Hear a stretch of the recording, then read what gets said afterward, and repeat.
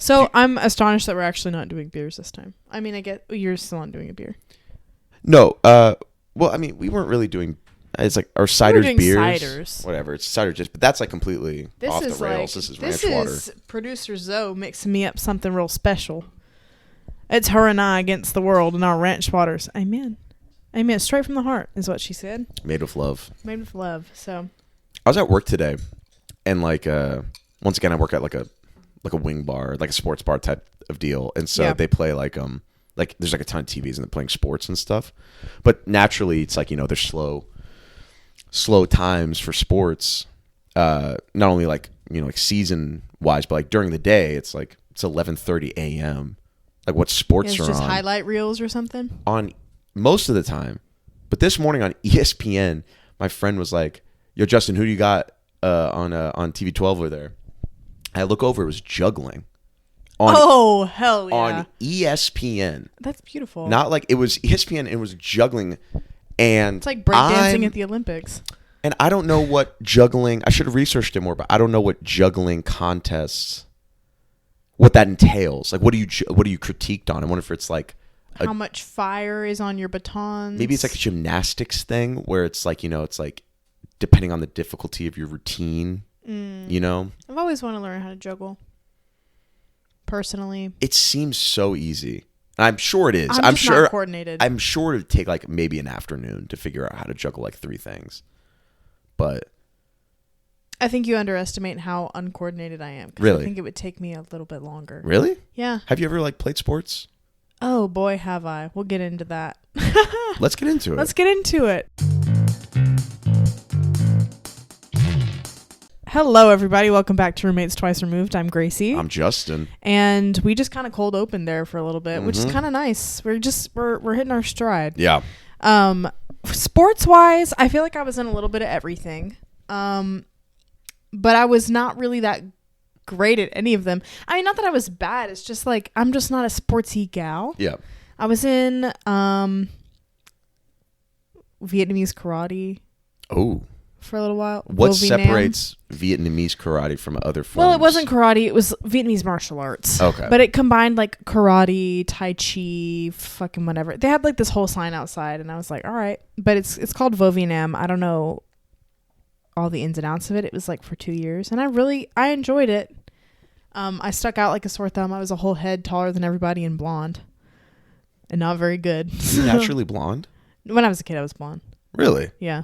Is this your natural hair color? Yeah. Wow. Yeah. But, I'm not claiming the blonde now. Because people that were blonde when they were kids love to be like, I'm blonde. No. But, I stuck out like a sore thumb. And I remember going to a competition and they were asking me questions. And I was like, I have no idea what y'all are talking about. And they're like, all right, go sit down. All right, go sit down. It was like part of like leveling up for your belt or whatever. Oh, yeah. So I was in Vietnamese martial arts for a little bit. And then I was in like YMCA volleyball for like 2 years. Classic. I did gymnastics for like 2 years when I was really little. I was in a soccer camp because one of my friends was doing it. And I was like, that seems like it could be fun. I sometimes dabble in soccer on the playground. That wasn't fun. Good. And I got there and all of the kids were like really aggressive and competitive about soccer. And I'm not that at all. Like I'm not competitive.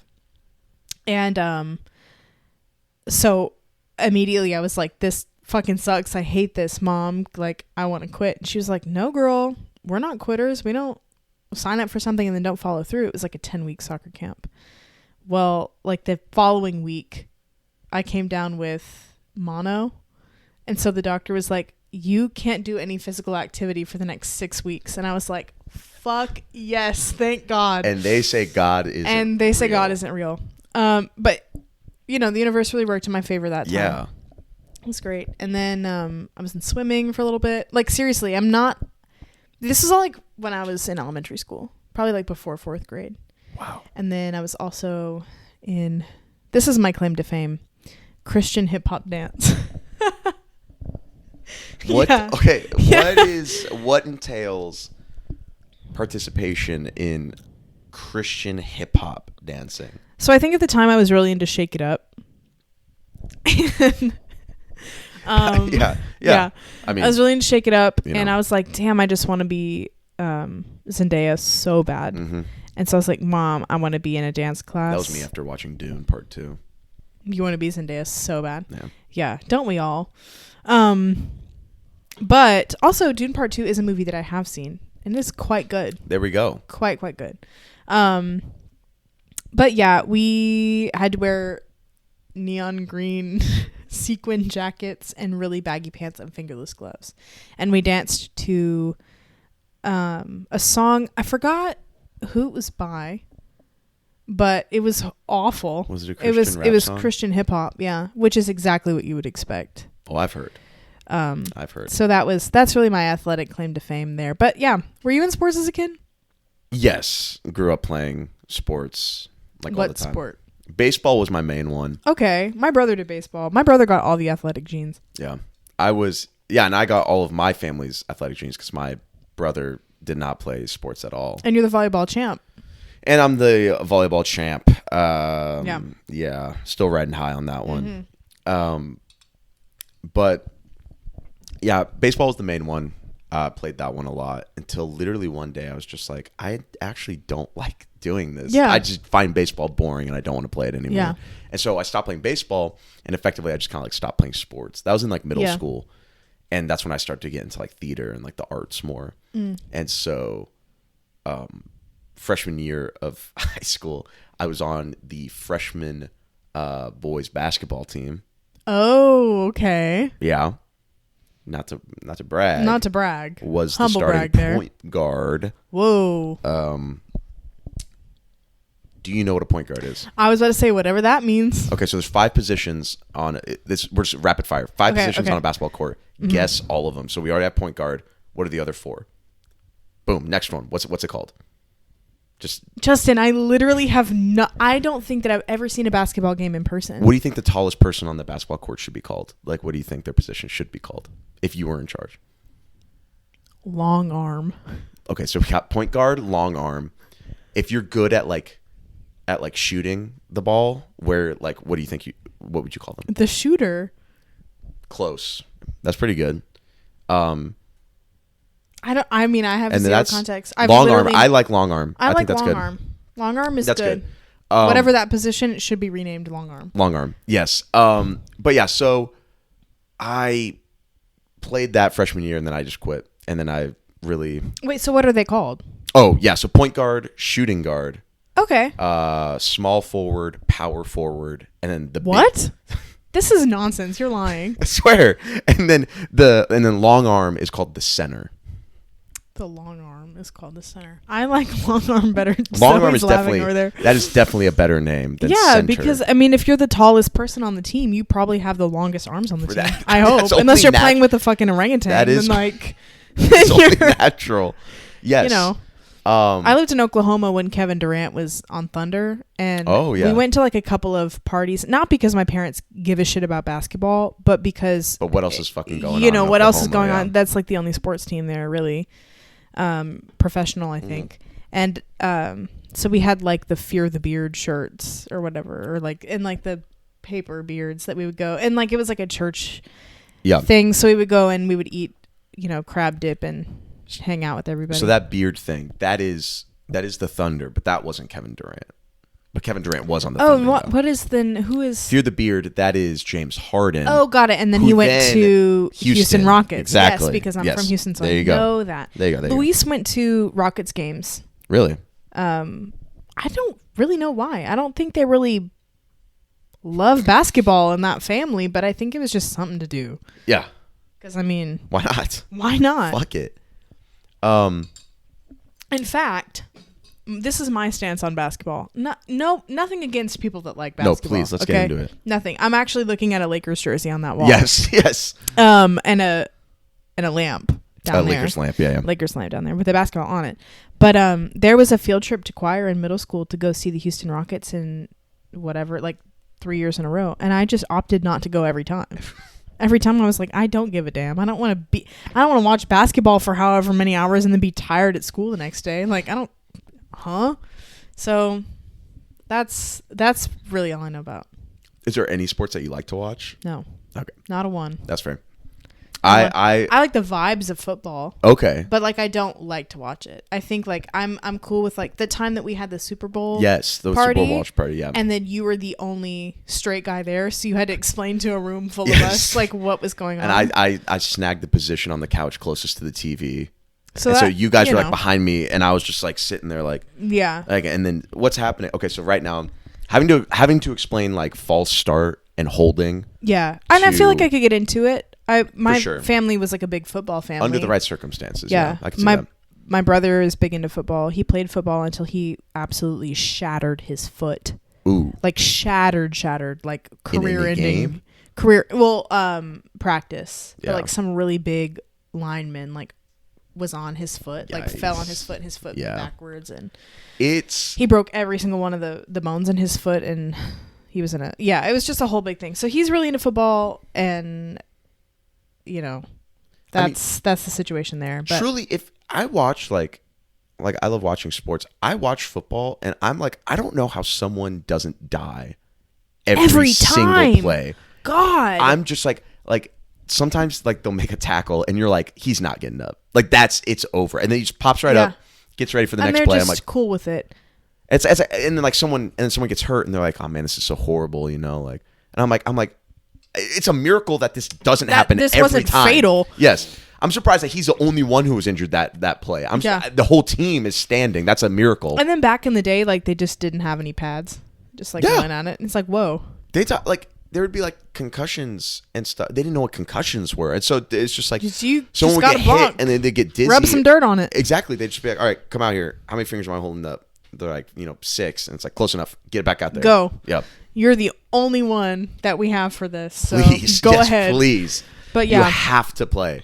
Yeah, just not really big into sports. Love bean dip. Love the windows open on a fall day. Yeah. So I guess football's the closest to that. So I grew up in a family where we love sports. I played it. My dad grew up playing it. My mom was a very good sports or baseball or just playing sport. Oh, playing sport. Just playing sport. You know how it is. I was out there throwing the ball in the sport. No, I played. So baseball was the big one, and then like I dabbled in like never played tackle football. Because my mom was just like, I can't deal with you breaking an arm like that. And I'm just like, fair enough. Looking back, I'm like, yeah. And then played a little bit of basketball, just a little bit of soccer, all that stuff. Yeah. But every kid played soccer. Exactly. But then freshman year quit, just, stopped doing that. But my mom was a figure skater back in the day. That's so cool. Yeah. She was really good. And then she tore ACL, MCL. Ugh. Yeah, just shredded it. And then that like ended it. But like sometimes once in like a blue moon, like we'll be in a scenario where we go ice skating. And she still got it. She's still really good at it. She's doing her little twirls and stuff. Exactly, yeah. That's so cool. It's really cool. That's neat. And she, and then she was also like a dancer. She's like a really good dancer and stuff. Nice. And then my dad played like everything. He was one of those kids from like that went to college or that went to high school and like every sport. The coach was all right, Mike. Yeah, go for it, Mike. You're gonna be on this team. Yeah, you're gonna be long arm today. And I guess you know what? Let's. Can we get into what we planned this episode to be? Because I have a good segue. For going into what. Yeah. So we're gonna be talking about our families anyway. Yes. So we want to learn more about each other's families. Still know so little about each other's families. And why are we the way that we are? Yes, that's truly good too. Yeah. That's the main issue here. Yes, exactly. Get down to the source of it. So my dad, he played sports all throughout high school and stuff. And like played like all of them, But basketball and football were his big ones. And he grew up in Southern California, right? In a town called Fullerton, California. Okay. And he tells this story and so he was on the basketball team. Fullerton, California, for most people, everyone who is unfamiliar with it. I'm not familiar. Which is everyone listening. Is it small or is it?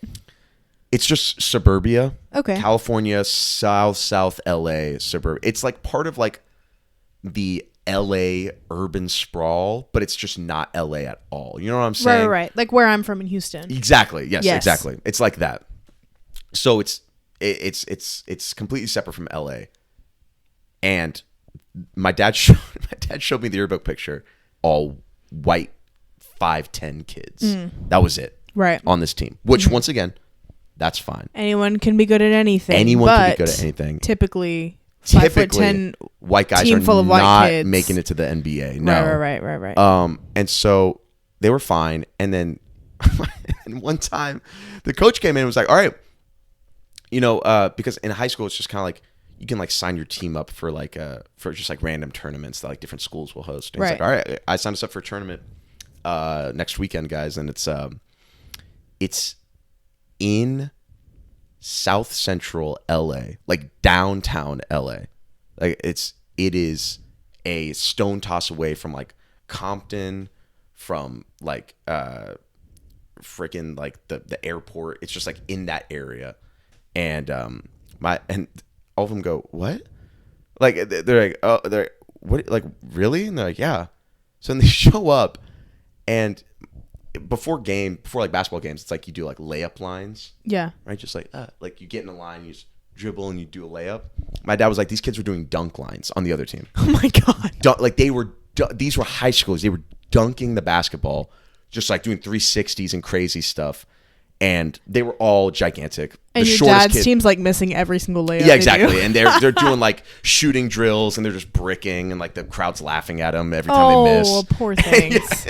That's sad. And the shortest kid on the other team is maybe 6 feet tall, Jesus. right? And so then they're like, "All right, line up." And my dad's like, "Hey, coach, I can be on the bench for this one." He's like, "Nope, get out there." Like, yeah, I don't really want to be embarrassed. No, I don't. So and then the opening play. So the way basketball games start, right?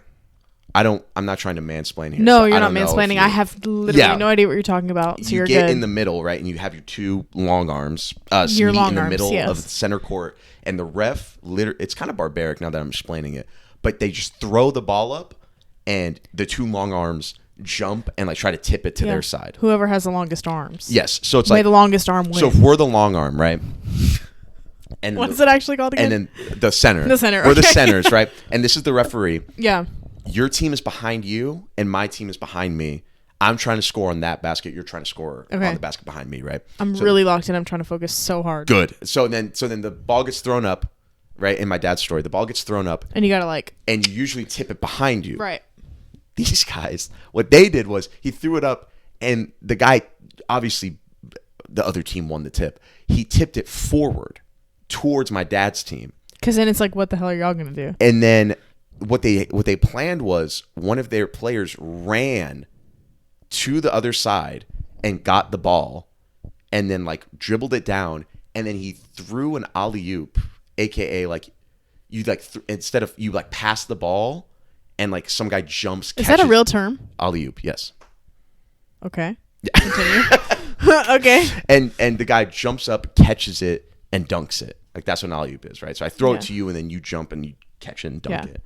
And he threw a flibberty gibbet, and then he threw an alley-oop up. The guy catches it, dunks it like with such force that it hits off the back of the rim, goes up, and then hits the ceiling of the gymnasium. And then my dad was like... And they pronounced everyone on your dad's team dead at the scene. And then he's like, all right. And my dad was like, great, now we have to play a Y'all full ready to go game. Home? And they got fucking... Demolished. Spanked. These little kids from Fullerton, California, pulling up Poor on a bus. Babies. Let's go. Like, let's go play some basketball. We can win, guys. It's all about having fun. That's what's that number one thing. We're here to win. We're here to have fun. Yes. It's good to win, but it's better to have fun. But it's better when you just give it 110%. Yeah.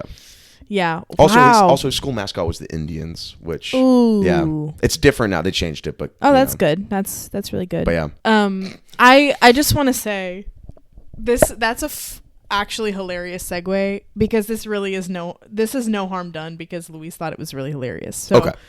My family, Luis, who is my partner. We talked about that a little bit episode 1, episode 2, but he's obviously, his name is Luis. Like he's Hispanic. Yes. Like his dad is Colombian, his mom is Mexican, and he's first generation. And yeah, you know, like he's Mexican, and my family is very white, especially my dad's side of the family. They live, I don't know if people listening or watching know Texas geography like that, but they live east of Beaumont, and Beaumont's pretty damn east. Beaumont's pretty damn east, so it's like a mile from Louisiana. They live in a place. The more east you go, the forest gets denser. The forest gets denser. Weirder. It gets weird out there. It gets weird out there. It's almost to Louisiana. So, yeah, they live out there. I don't want to, like, you know, put their specific town on blast because it's literally a town of 1,000 people. So I can't go there. But it's a silly little name. It's out there. It's a ville. And yeah, so they're out there. Nary a person of color to be seen, probably. Yep. I'll be 100% real about that. I don't go out there much. Maybe twice a year, Thanksgiving, Christmas, if that.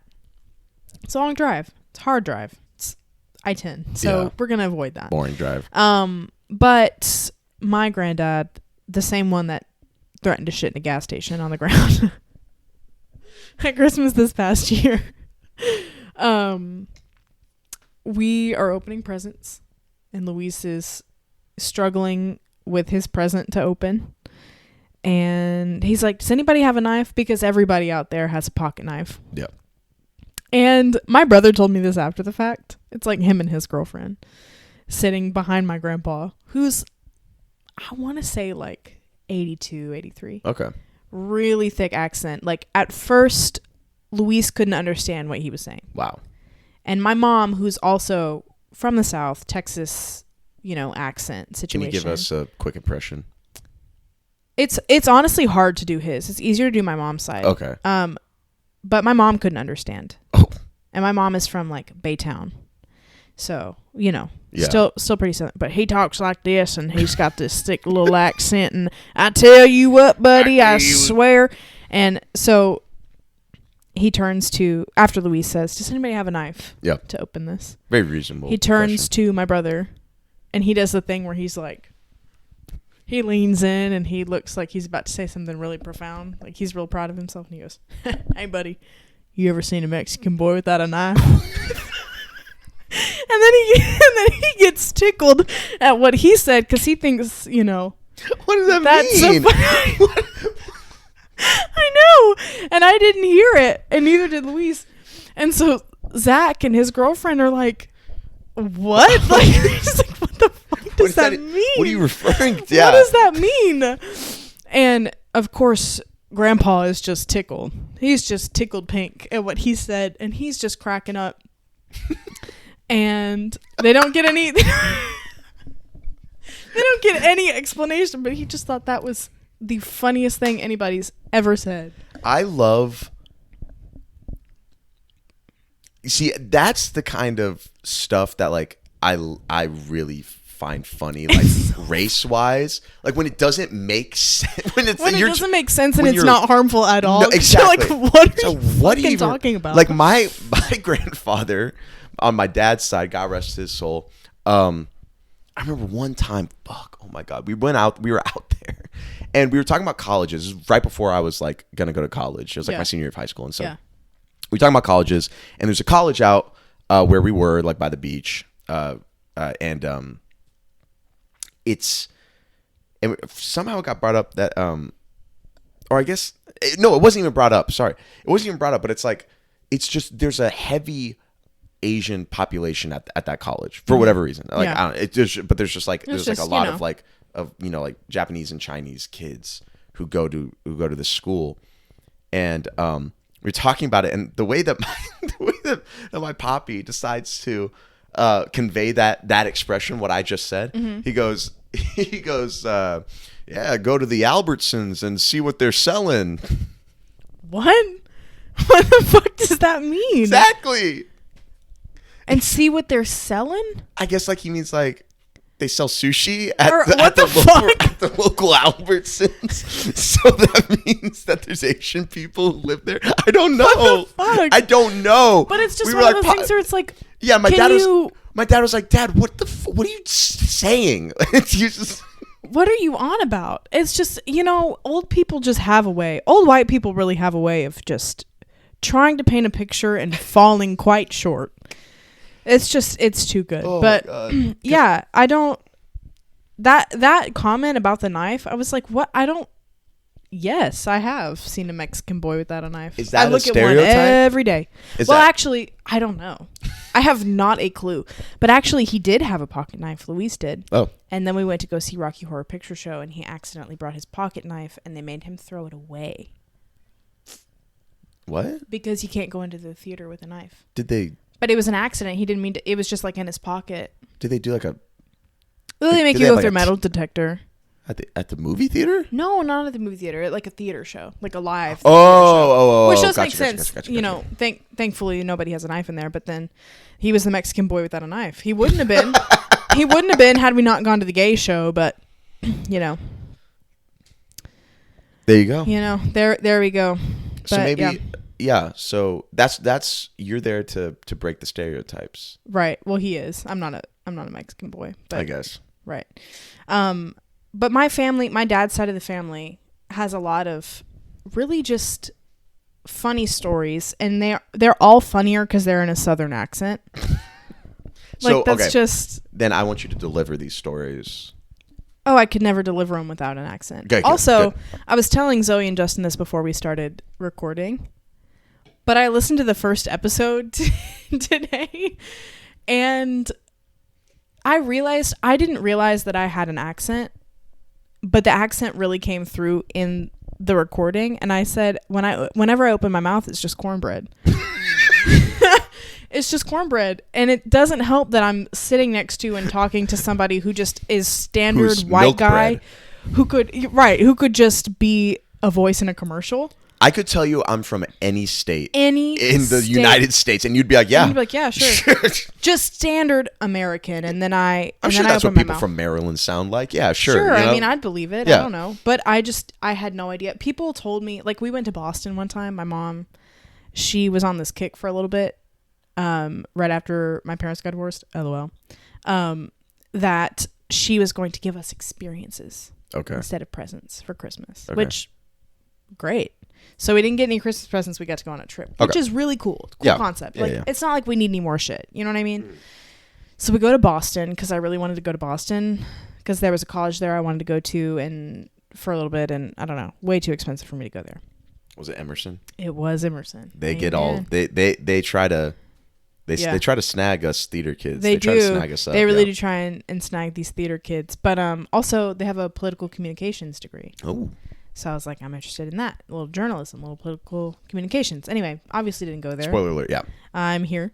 I did not have $160,000 to spend on a 4-year degree, so I'm here. And we were there. We were staying, I don't remember really where, but we were staying in this like historical little apartment situation. There was a corner store at the end that we could walk to. Oh my God, we could walk there. It's bright lights in big city. Yeah. And so... we walk in. I'm enamored that there's a fucking basement in a store because we don't have basements here. No. Nobody I know has ever had a basement in Texas. Yeah. Ground's too soft. We don't really have a need for them. They'll probably flood. So why? Yeah. I'm enamored that there's a basement. We get up. We get all of our stuff. We're checking out. And, we're being friendly because that's what we do down here. And my mom opens her mouth. My mom's got a thick accent. And, the cashier goes, let me guess, you guys are from Texas? And I was like, oh. Damn. I didn't think, I didn't think I had an accent. And she goes, I didn't think I had an accent. Y'all are all set. And I was like, oh, okay. And then we left. Whoa. And then we left. So I guess bitch. Bitch. I guess we were just being extra, or she was having a bad day. I have no idea what was going on, but I didn't realize. I thought I had an accent to like people up there, but then I heard myself and I was like, whoa, because this is the first time I've really heard myself talk for like recorded this extent. So anyway, if you think my accent is an accent, I don't think you'd be able to understand my family, basically. Okay. That's what I'm saying. I also texted my brother about this episode. And I said, what are your favorite stories from the family? Because I'm trying to paint a picture for my friend. He doesn't know that the podcast is happening. Gotcha. I've got to come out to him about that. You don't need to paint a picture. And he sent a picture of my dad's cousins. So this man here, that's my dad's cousin. Really quick, this man appears to be 6 feet. 6'5", probably. 6'5". 6'4", 6'5". Big man. 300? No, more than that. More than that. 6'5", 300 is not that big. He's a big man. One of his ex-wives, I don't know how many he's had, stabbed him in the stomach, and he survived because he was big. That is a canon event that has happened. So this man, he's also a truck driver. Okay. And there are plenty of stories I could tell about him, like how he accidentally ate a Nutria Rat burger, someplace when he was truck driving. He got the bill and he was like, "Oh, I just ate a rat." What? Yeah. So there's like, I don't really know where he was, but there's a story of him going. He was a truck driver. He was starving. He was like, "Give me the biggest burger you got." And the waitress brought out a burger. He ate the whole burger. He got the bill. It said Nutria Rat burger. Nutria Rat? Nutria Rat. Is that a thing? Yeah, it's a really big ass rat. Like a swamp rat. Like, think like Rouse. Yeah, rodent of unusual size for sure. So he accidentally ate that. Anyway, but at my grandparents' house on my dad's side, their house is kind of like an open door policy for people that aren't Southern folk. People just show up at your house and you feed them. Like, that's just kind of the culture there. It really is like a y'all come eat situation. And these are the kind of people that, like, give you the shirt off their back. Like, you need a place to stay. That's where you go. Like, very, very welcoming. So the door's always unlocked. So people just show up. And one time I was there, my brother was there, my dad was there. And we're all like sitting around. We all play cards there, just do whatever. It's like in the country. And my cousin and my uncle, so my dad's brother, were there. And they had this little dog named Tony. And Tony was a mean motherfucker. He was a mean, evil motherfucker, but they kept that sucker alive for a long time. Yeah. And he was probably, 16 years old. They claim he was a Chihuahua. Maybe he was a Chihuahua. He was Chihuahua adjacent. His great uncle might have been a Chihuahua, but he was a little bit too big to be a Chihuahua, and he was white, and he was just mean. He was getting to that point to where, Chihuahuas, their spines curve. Yes. Their spines curve a little bit, so he was getting to that point. Anyway, my dad's cousin walks in the back door, and Tony goes clip, clop, clip, clop, clip, clop across the wooden floor. You know how Chihuahuas do on the wood floor with their toenails. And he's talking, and he catches Tony in his eyes, and he goes, "God damn, what the hell is that thing?" And everyone's like, "Oh, that's Tony." He's 16 years old, and he goes, "Damn, somebody needs to knock that sucker in the head."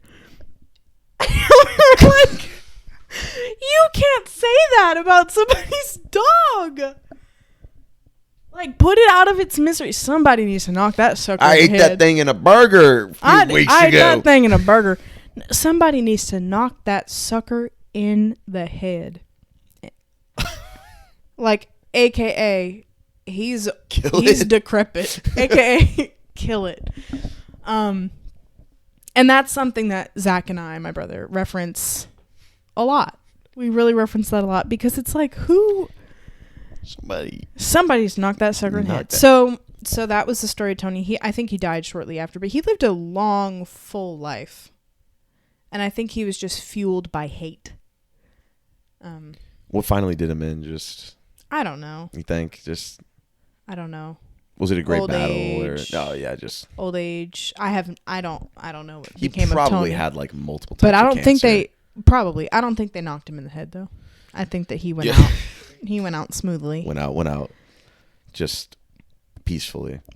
Yeah. So do you have any stories about a distant cousin saying to kill your pet or anything similar to that? I don't have any crazy family members. The closest thing.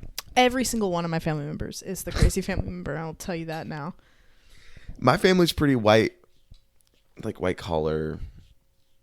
My family's pretty white. I mean, I don't know. I mean that too. I mean, I don't white know, collar, but it's not like white trash, white collar. It's not like, it's not like the fun kind. Yeah, it's just like they're just like white people. Yeah.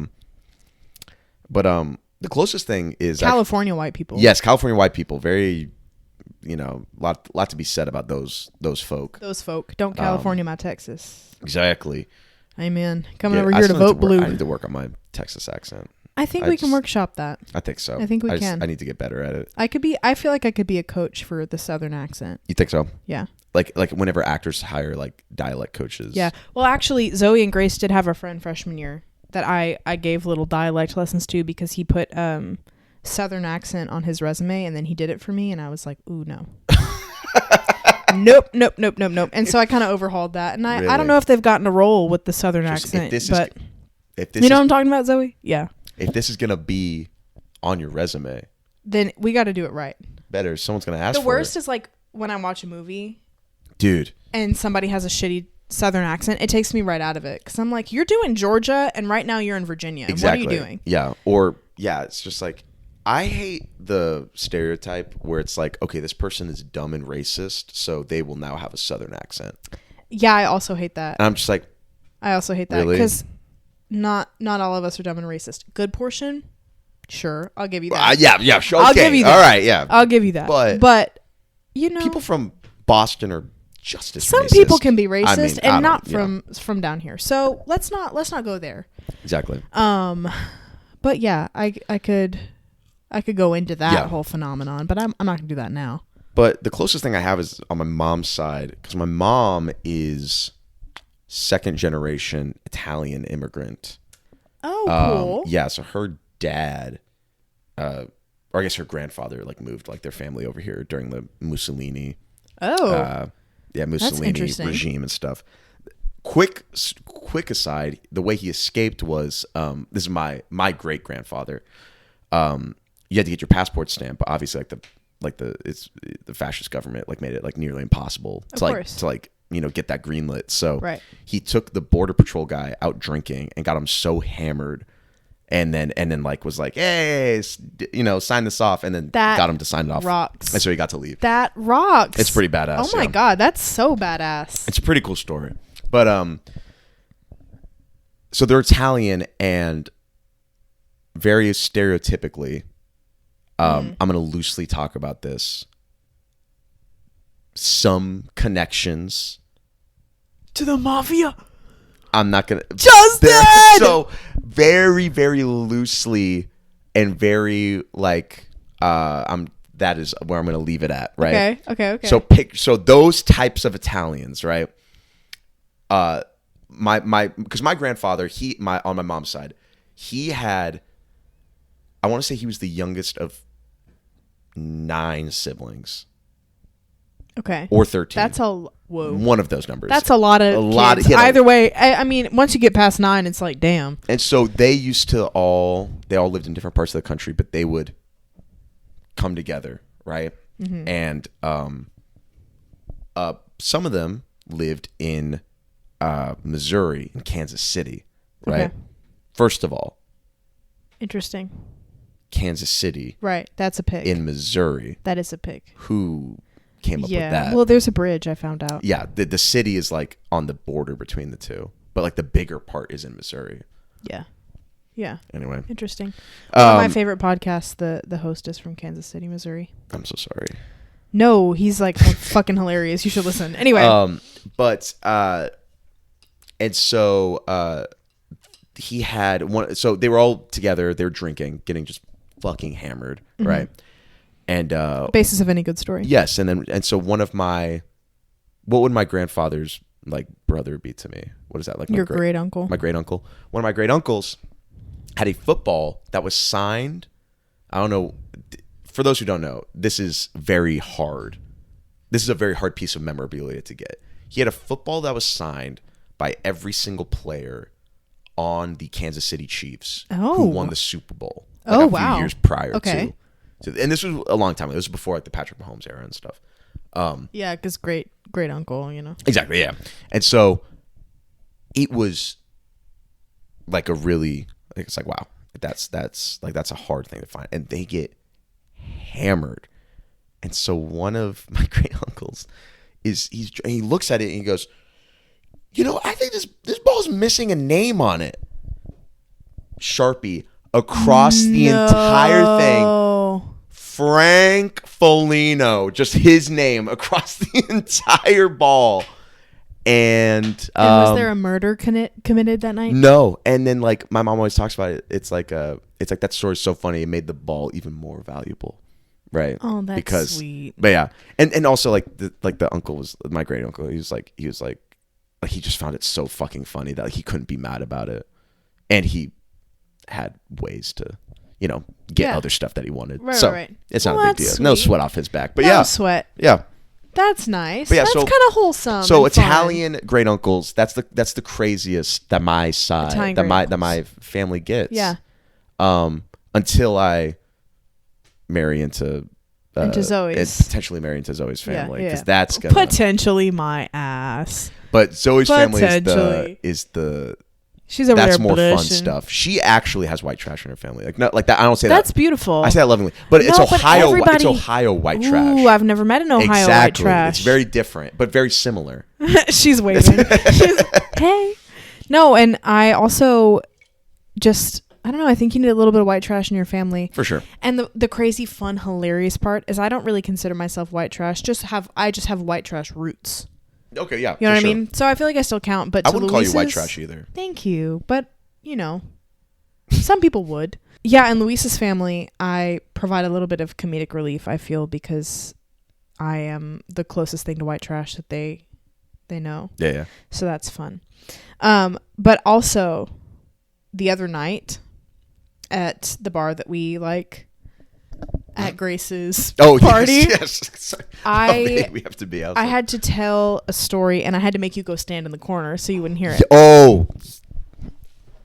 Get situated because this is a fan favorite. This is a fan favorite. And it's also my grandpa.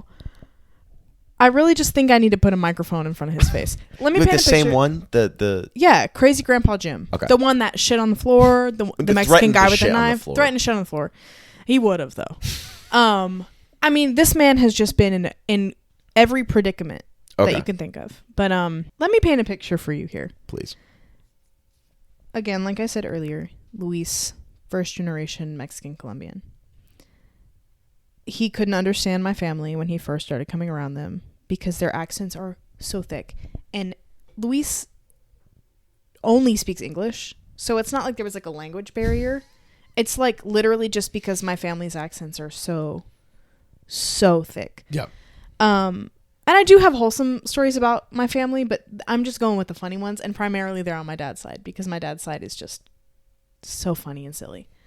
On accident. They have no idea that they're funny and silly at all, which makes it even better. They just live in it. They just live in it. So Thanksgiving. This is probably, Luis and I have been together for almost 5 years at this point. Okay. This is probably year 2, year 3. Pretty far in. So pretty far in. He's kind of got a taste for what goes on. But Thanksgiving is just always an event. Yeah. Like the food there, we're talking like chicken and dumplings, fried okra, black-eyed peas, the whole like southern food that he doesn't really eat that. You know what I mean? So he's like already in a new environment. Food's kind of odd to him. Yep. We're playing cards. My grandma's decor is roosters. And is your grandmother Grace? Is your grandmother Grace? Oh, they would get along swimmingly. Okay. They would really get along swimmingly. Like painted saws. She's a wonderful artist. Awesome. Saws that she hand painted. Like it's real rustic. It's cutesy, but it's rustic. Gotcha. So he's in this environment. He's still kind of getting his footing. And we're sitting at the table, eating off of our fiesta ware. And, the conversation comes up with my cousin, who's around my age. I think he's a year younger. We're not that close, but it's hilarious when I get to see him. Because he's just a unique individual. And he says, Gracie, can you guess what kind of pet I have? And I'm like, cat. Nope. Lizard. Nope. All right. What pet do you have? And he goes, spider. Guess what kind? And I'm like, I know maybe 3 spiders. Tarantula. And he's like, nope. And I'm like, dude, I don't know spider breeds like that. Like, what breed of spider do you have? I don't even know what breeds of cats there are, dog. I'm right. Yeah. Like, come on, like, tell me what spider. And he goes, black widow. And I'm like, you have a black widow for a pet? And he's like, yep, trapped it myself. Shows me a picture. Sure enough, black widow. He's feeding it. At one point, do you draw the line on a pet versus just an animal that you have captured? So I guess he's feeding it whatever. My other cousin, I'll let you know. Like, my dad has 2 other siblings, his older sister and his younger brother. His older sister has 2 sons, and his younger brother has 1 son. I'm the only girl cousin on both sides. And this is the younger... This is the younger cousin from my dad's younger brother. Gotcha. My oldest cousin from my dad's oldest sister goes, can you milk it? Is that a genuine... It was a genuine straight-faced question. I look at my brother, tears in our eyes. Tears in our eyes. I look at my dad, tears in his eyes. I look at Luis, horrified. Horrified. And, he's like, no, for like... Justin's choking. Okay, sorry. Can you milk it? Can you milk it? Dead ass asking, can you milk it? And again, we're all crying, laughing. Yeah. I'm like, yeah, shocked and appalled, really. Yeah. And so he goes, like, for anti-venom. And I'm like, okay, actually valid question, but like weird. That's I guess. Your first question. That makes, I'd have my brain wouldn't go there. A couple other questions pop up on the list before that. Before such as why, how, and also why again. Yeah. And so then, we get to talking, whatever. I don't remember, how the rest of the conversation goes. But then my aunt goes, yeah, well, I mean, you got to be careful with like handling spiders. Cause like, some spiders or animals shoot out like spines, like shoot out things when they get angry. Like my coworker, her son put his pet tarantula on a glue trap. And so the tarantula shot spines into the kid's eyes and they couldn't get him out because they spined out. Like they just kind of like, and so he had to get special eye drops from the doctor and all that. This isn't even to the main point. But there's just a lot of layers. There's a lot of layers to that. Apparently he was a really disturbed child, which you have to be. Why would you give a disturbed child a tarantula? Yep. You know what? And that's where I stopped asking questions. Yeah. So, we're talking about that and how, the animals shoot out spines and then you can't get them out because they have like, I guess, little spikes that come out so you can't pull them out the other way. Oh, they're like barbed. Yeah. They're barbed. Yes, Thank you. I forgot what that was. That's why like even like as simple as like an arrow tip is designed like that. So it can go in really easily, but it can't come out easily. So she's saying that about, her coworker's son's pet tarantula on a glue trap in his eyeballs. And we're like, ugh, that's awful. That's so awful. And Grandpa chimes in, yeah, I know all about that. One time I kicked a porcupine. And we're like, what the fuck are you talking about? Yeah, one time I kicked a porcupine and I couldn't see anything. So I picked I got the queer boy down the street to pick all the little spines out of me. He gave me a white pill. I woke up 3 days later. I don't remember what happened to me, but I had no spines. And at this point...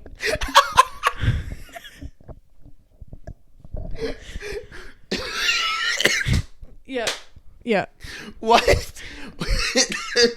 I had the little queer boy. So, little queer boy gave him a white pill. He woke up 3 days later. He had no spines. And you know what the crazy thing is? I don't even know if any of that's true. Yeah. At the dinner table. Yep. So that is something that happened. Again, that was my reaction.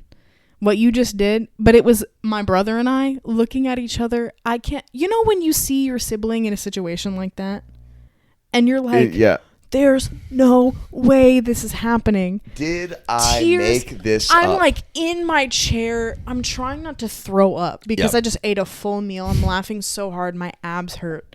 And we get zero context. And we're just kind of like, yep.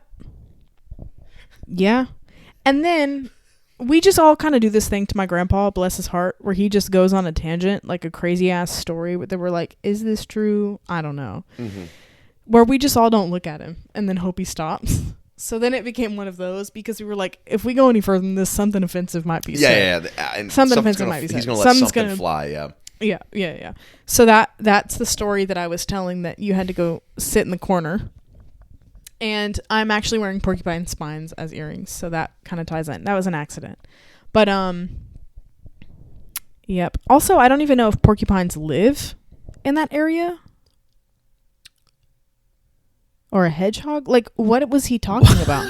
Why? And also, like, why was it intentional that you were kicking a porcupine? Why would you kick a right. Like, I know, like, there's a lot of animals that, like, people are unfamiliar with. Right. Porcupine's pretty popular. Porcupines, that one, you pretty much know what you're getting into. Yeah. So then, last year on Christmas, my grandma was like, we're going to go around and tell our favorite family stories. Okay. So of course I bring that one up. The porcupine story, yep. And I'm thinking it's going to bring down the house. Nobody remembers it. Like, that's how normal these situations are. No one remembers it. You say that? Yeah. And he's like, oh, all right. Well, yeah, I lost a toenail. I'm like, year later context, he was like pulling his truck into somewhere and he thought it was a rock and he kicked it in sandals.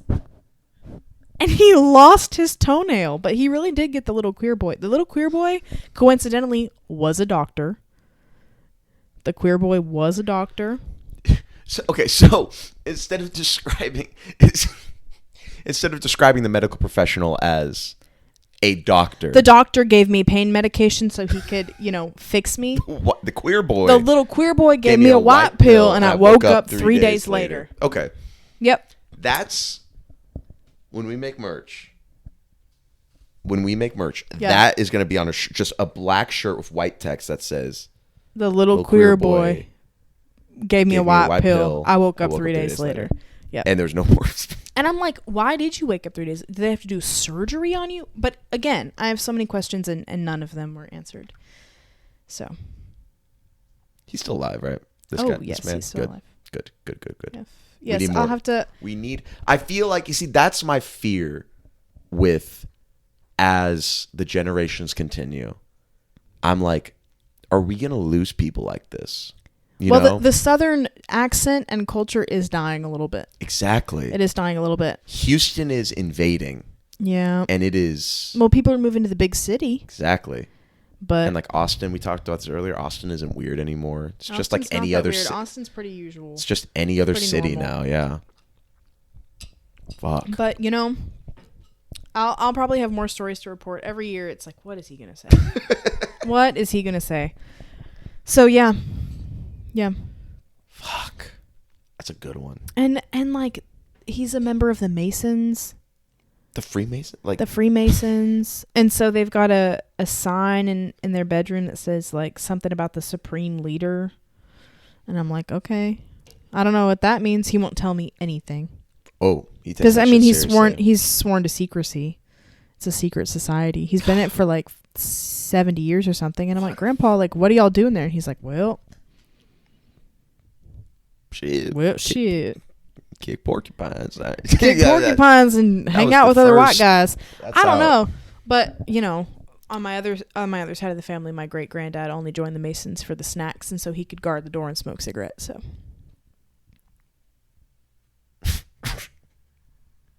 Yeah. Okay. That's a good reason. That's a reason to join anything. The snacks. And cigarettes. Snacks and cigarettes. Yep. Most of my family stories are from my father's time working at Disneyland, which I hinted to. Yes.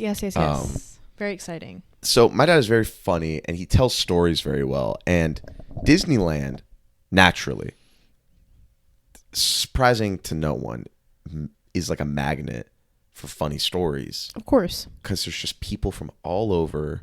And I don't know if you know this, Disneyland is kind of expensive. Oh, yeah. So people get a certain level of like, I don't know.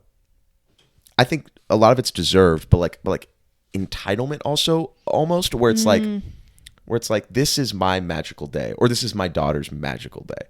And so that puts a lot of pressure on these employees. But at the end of the day, it really is just an amusement park. You're just supporting another capitalist mega conglomerate. Right. Exactly. Side note, do you think anybody hotboxes inside the Mickey Mouse costume? I think it's too airy. I think people would notice. And like it's so strict that smell would linger and they would just know and you'd get tattled on. That's a bummer. I know. Do you get like dishonorably discharged from Disneyland? yeah. You get, if you were in the Mickey costume, it's like you have to like, maybe you get a Viking funeral, like they burn your costume. Yeah. Like if someone dies on the job, you think they have like their own version of taps. It's just the da da da da da da. Yeah. And you get sent off. That's what the fireworks show is.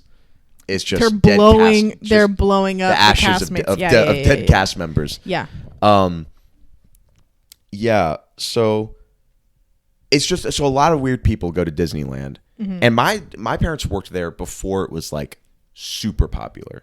Oh. My parents started working there when they were closed on weekdays during the off seasons. Whoa. So outside of summer and Christmas, like in the holiday, like Christmas, Thanksgiving, they would only be open Friday through Sunday. When did that end? Isn't that crazy? That's insane. That would never work. Exactly.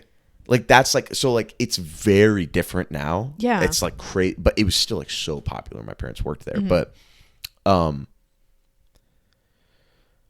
but just a super quick guest story, and then I have an employee story. Just super quick. My dad was working at City Hall, which is customer service, right? Mm.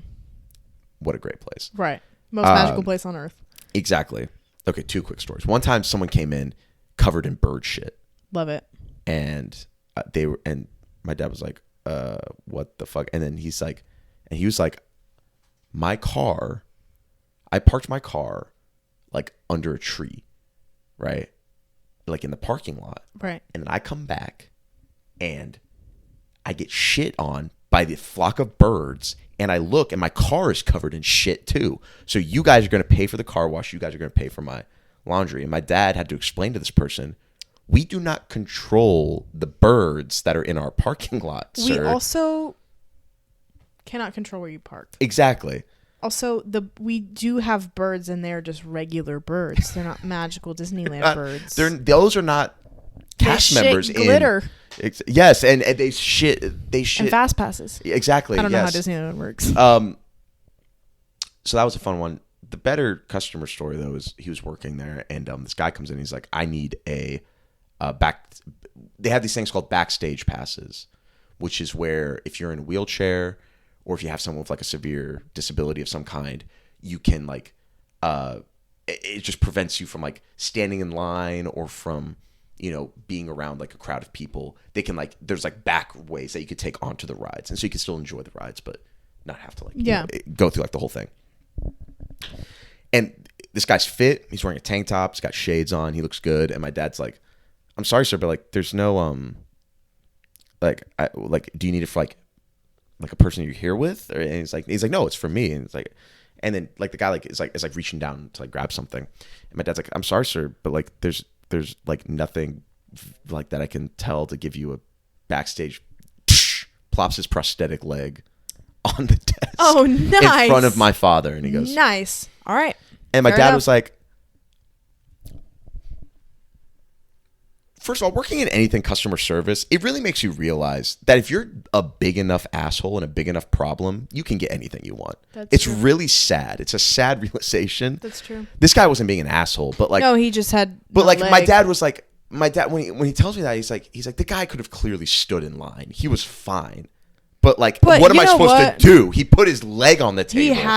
And you know what? If you got it, flaunt it. Exactly. That's what I'm saying. Exactly. If I had a prosthetic leg, I'd make it everybody's problem. If I lost my leg, my first stop is Disneyland. Oh, yeah. Like, this is now your Me problem. and my crew, we on every ride. And so,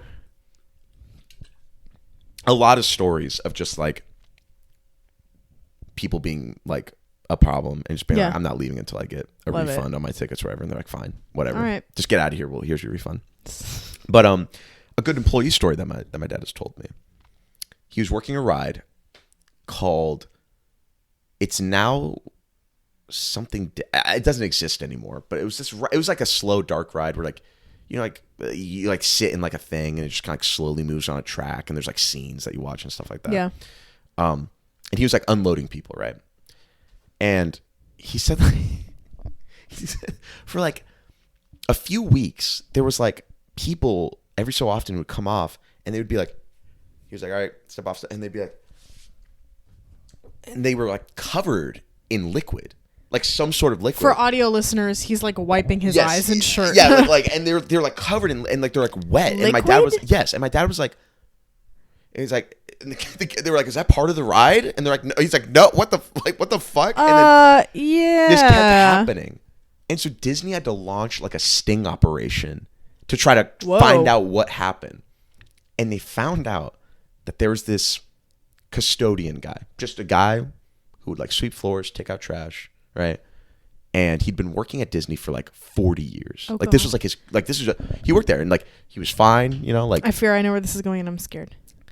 It's not as bad, I don't think, as you think is where it's going. But he just one day decided that he would go to the employee cafeteria. He would buy himself a cup of clam chowder soup. Oh, shut up. And then he would sneak in the back door of this ride, and there's a certain part, and he would just throw soup. I love that. I love that energy. Was it hot? I hope it wasn't hot. I think it was like room temperature, clam chowder in the middle of a ride while you're at Disneyland. And and the heat. And so then they got this guy. Oh, that's so evil. And so they got this guy and they questioned. They're like, dude. It's like that. And then they just eventually they're like, why are you doing this? And literally his answer was, why not? I don't know. It's like he was just like, why not? I was bored. I just wanted to. Yeah. And they're like, after 40 years, you know, mopping the floors on a certain ride, fuck it, who cares? So YOLO. So throw in clam chowder. Wow. There will be a lot more. God, I'd be pissed. Yeah, there will be a lot more Disney stories as they pop up because my dad has a lot. That's so fun. But yeah. That's so fun. I went to Disney World in Florida like the summer after first grade. And I was on like a golf cart with my dad and we were like going places that we weren't supposed to. We went to the camping place. Like we road tripped there in a hoopty RV. Okay. And then, you know, drove all the way to Florida, had a great time. Stopped at the beach, stopped at my grandma's house. It was a lot of fun. We were driving on this golf cart in the campgrounds and there was like a park ranger or whatever that was like, y'all can't be back here. Like you can't, whatever. Yeah. And so we were like, oh, okay, cool. And my dad was like, well, I hope they don't get mad at us and kick us out. And I was like, oh shit, what if they kick us out? My God, like, what are we going to do? This is the most magical place on earth. How am I going to roast marshmallows with Chip and Dale? Like, that's going to fucking suck if we get kicked out. Anyway, like, hope we didn't cross any lines. We get back to the RV and we're just kind of doing whatever. And we hear this banging on the door. And I was like, they're coming to arrest us. They're going to get us. They're like, we're done. It's Chip and Dale are about to beat Chip and Dale are about to beat the fuck out of my dad. The police are here. Yep. And so we open the door and it's my grandparents, my mom's parents, that I'm like super, super close to. And like they raised me basically. They surprised us in Disney World and it was like wholesome. And they like rode with us on the Dumbo ride and like it was fun. Look at that. But I thought it was over. I thought it was done. That's always like, I love like growing up and like you reach that certain age where like you know what like the laws are. And you know that there's people who like enforce those laws and like, you know, like what getting arrested is, but you don't know like what the line is. Yes, exactly. Everything becomes very serious once you learn about law enforcement. Yes, and then it's like I remember when like the first time you're in the car and like your parents get pulled over for like speeding or something, and you're like, this is it. Yeah, like they're this done. Is it. Mom's going to done. jail. Mom's going to like, fucking this jail. Is fucking it. How am I gonna? Oh god, I don't know how to do bail. I don't have enough for that. Yeah. Like I just like I don't know. I always loved thinking. I love thinking back of like what I used to think like I would get like in serious trouble for. Yeah. And it's just like, oh fuck, like this is like the light on in the car while your parents are driving. That's a universal one. Everybody knows about that. But like illegal, I thought that was like really bad. Yes, like against the law. I wonder if our generation is going to continue telling our kids that. I think we should. I think it's just fun. I used to I remember I was just like, what is the fucking deal with this light? Because every time I turn off, it's just like, turn it off. Stop it. And I'm like, I mean, it's annoying. And then one time I was driving and I was like driving my friends and like someone was in the backseat, like they dropped something and like they're like, oh fuck. And so they turned on the light and I felt it coursing through my veins. The anger. Yes. Of like, okay, I cannot see out the back. Turn it off. Turn it off. Turn it off. Yeah. Yeah. And then all of a sudden you were your father. Exactly. And then I was like, oh. Who am I? What have I become? Yeah. No, yeah, we all slowly turn into our parents, and that's a thing that I'm gonna have to cope with here pretty soon. Do you think you're gonna turn into your mom or your dad? Which one are you? Well, that's a loaded question. That's a loaded question. But I would say my parents are. I'm not well. I am like my parents. Everyone is. No matter how hard you try. Everyone gets something from their parents. But it's funny because like. On paper, I don't seem like I would be their kid. Yes. But my dad, the man doesn't give a damn. Like he's chill. Okay. He doesn't really get too worked up about a lot. He drinks a twisted tea every day. Shout out. He just does his thing, likes motorcycles. Just, that's a life. He's that guy. He just chills. You know what I mean? He's a professional chiller. Mm-hmm. My mom also could chill, but she's a lot more extroverted. Okay. Yeah. Big personality. And Dawn, bless her heart, Dawn. She's just a lot of fun. She's a lot of fun, and we are aligned on a lot of things. And like, it's funny because I feel like for sure I'm turning into my mom in certain contexts, and I can't think of anything off the top of my head. I should have come prepared about that. But then other things, I'm like, how are we related at all? Yeah. How are we like? Yeah. What? So I'm sure everybody goes through that with their parents. But it's just funny growing up and being like, oh my God. And you I'm my mother. Yeah. And you I think probably I'm more likely to turn into my mom. Shout out Dawn, love you. Yeah. It scares me a little bit. Yeah. She loves her boxed Cabernet Sauvignon. Boda box or black box, excuse me. Oh. She tells me to clarify when I tell people about her box wine because Gracie, Black Box has won a lot of awards.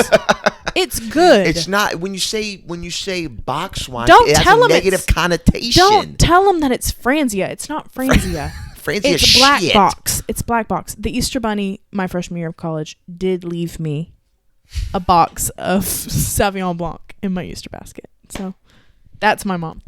That's a family story. Please. That's a little bit silly funny. My granddad, that was the Baptist deacon, Pops. His brother is a fire and brimstone Southern Baptist preacher. He is going to be about 93 years old. He is still practicing, and he does sit next to people on planes and read them his Christian poetry. Yes, sirree, Bob. So that's my uncle, my great uncle, but that's brilliant though. It is pretty Where brilliant. can you go? You can't escape the Lord's Prayer on a plane. You really can't. And it's his original Christian poetry too. And when he's not trying to witness to you. If anybody's familiar with Harry Potter, was not allowed to watch that or read that. It was witchcraft. Are you fucking kidding me? I'm so dead ass. I've only seen bits and pieces of the Harry Potter movies. I thought that was like a joke. I thought that was like I thought that was like Footloose stuff where it's like dancing sacrilegious. Like no, my granddad's side also thought dancing was sacrilegious, so he was not a dancer. Mimi, however, could cut a rug, but she grew up Methodist and converted. And it's not really processed. They're allowed to boogie. In the Methodist. And there's a whole thing about back row Baptists. You sit in the back during worship because you don't want to raise your hands because they're very reserved. But yeah.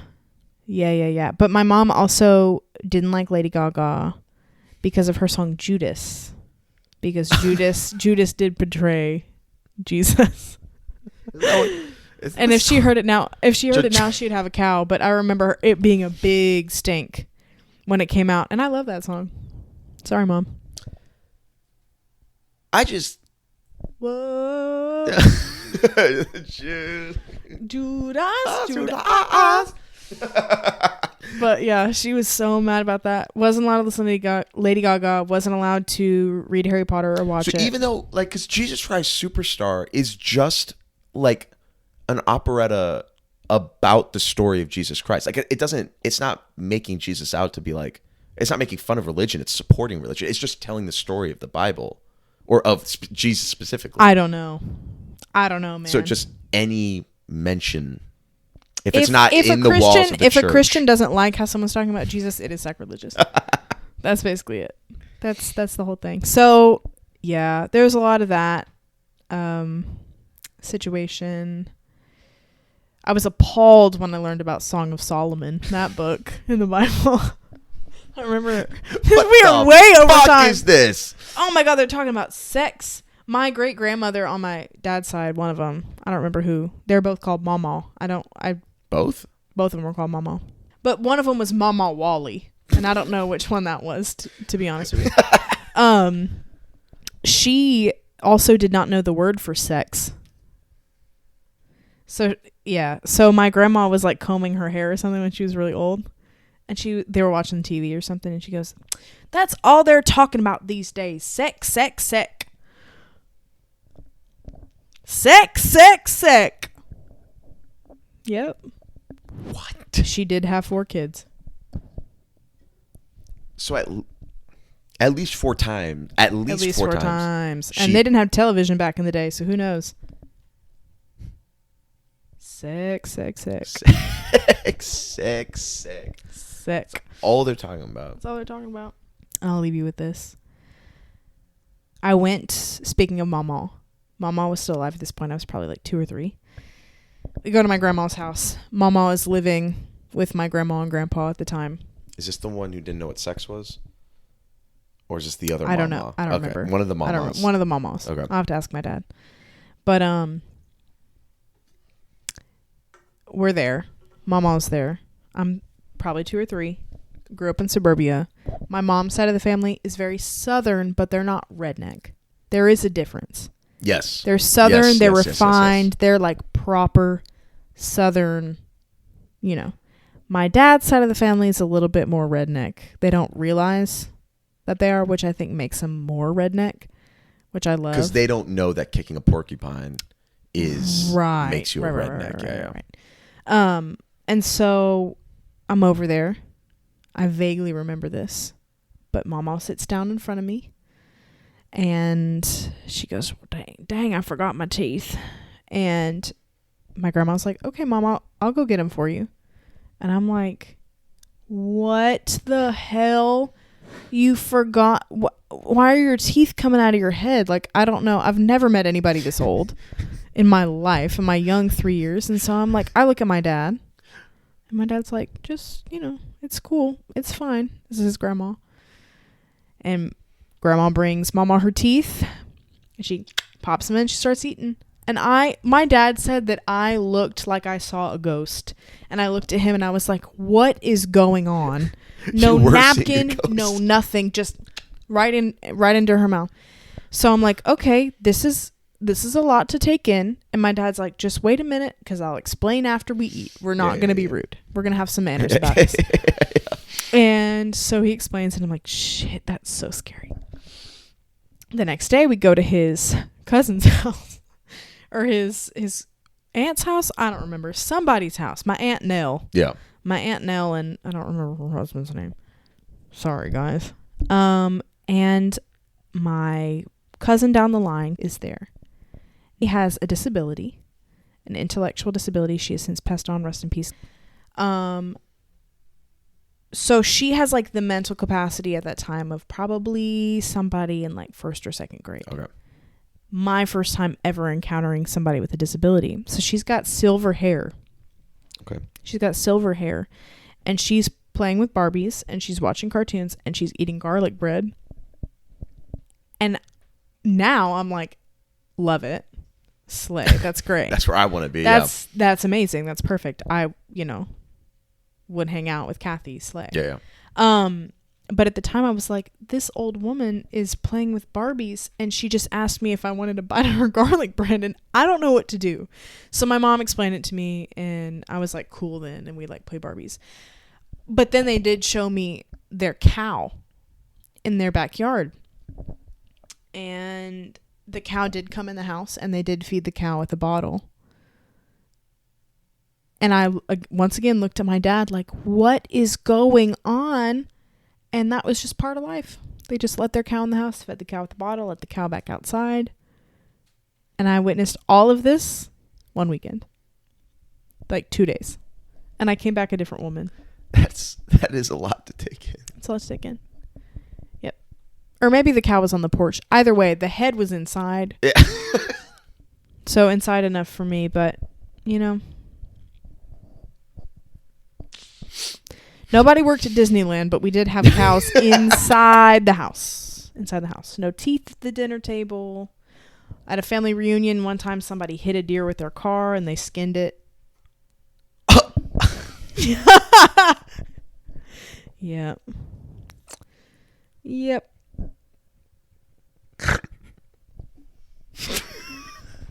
How's that, Mr. California? We're two different worlds, you and I. When worlds collide. Sure. Yeah. My uncle owns 4 houses. Oh, that's good for him. 1 in Sacramento, 2 in Newport Beach, California. Oh, was that the one that took you to Nobu? And 1 in Hawaii, yes. Yeah, that's the Nobu. So that's where I come from. Yeah. Well, we were skinning deer. And letting cows. Amen. My cousin just got out of prison, and he decided to host a family reunion, so he invited the whole family. We drove down a dirt road, got to his mobile home in the woods, and nary a tooth in the place. But there was plenty of deer, and I remember watching Home Alone. There was a bonfire, and they were skinning this deer, and he was giving us a tour of the mobile home. Okay. And I saw a deer feeder in the yard, and I was like, okay, well, where's the deer stand? And he said, well, you're looking right at it. And it was his porch, and there were like some office swivel chairs on his back porch that he would shoot the deer off of. He also had a hog pen full of wild hogs. He would trap these wild hogs. Yeah. He was in jail because of meth. Mm-hmm. Yep. So, I think that just about does it. Okay. Well, are you done? Yeah, I'm done. Can you top that? Are you done? Can you top that? No, I know I could keep going, but I'm not going to. I'll tell you another story off camera. I can't legally talk about. Perfect. Love it. All right. Well, y'all know where to find us. Definitely. Yep. Thank you for watching. It is what it is. Thank you for watching. Peace out. Love y'all. See you next Tuesday. Bye.